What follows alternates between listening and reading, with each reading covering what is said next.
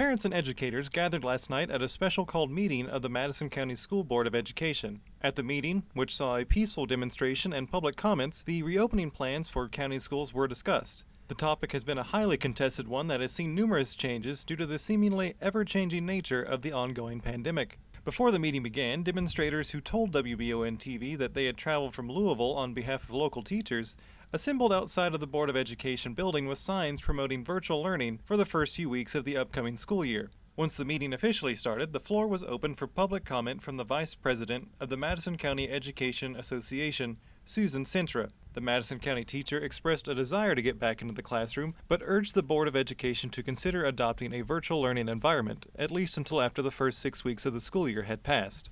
As much as we want to get back to our kids, we don't feel safe doing it.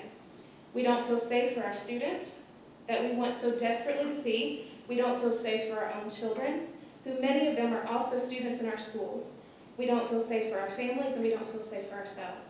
Sintra told board members that a survey sent out by the association indicated that out of over 400 members of the MCEA, around 80% do not feel safe returning to schools. Of the over 400 responses we received, 80% of our teachers do not feel safe returning to in-person instruction.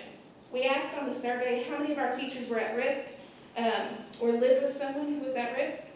Of the 400 plus teachers who responded, 69%.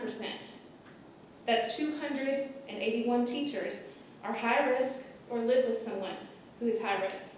Moments later, Superintendent David Gillum provided a summary of the 20-plus page document detailing the current reopening plans for Madison County schools. Our primary go-to is the State Department of Public Health. Okay?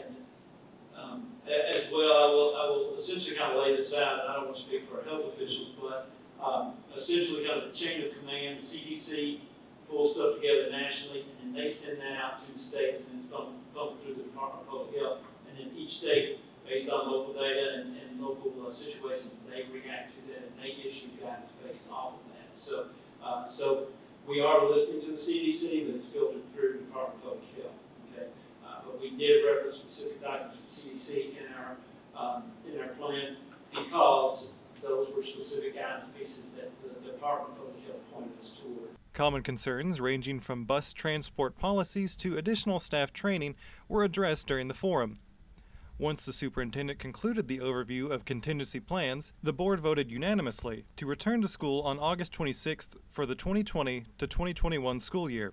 Families do have 3 attendance options, however, and these include in-person learning, interactive distance learning, and independent distance learning. More details on each plan can be found on the school district's website.